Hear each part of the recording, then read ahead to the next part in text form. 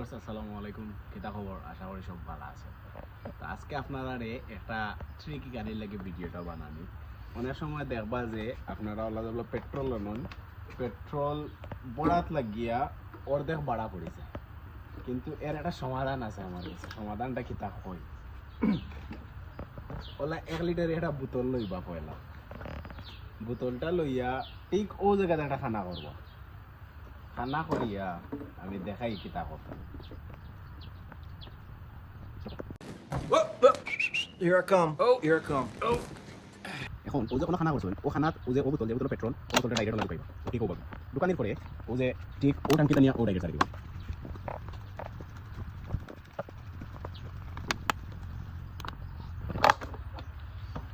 OLA trick শিকার লাগি আমারে ফলো করলাও ভালো হইব। আসসালামু আলাইকুম।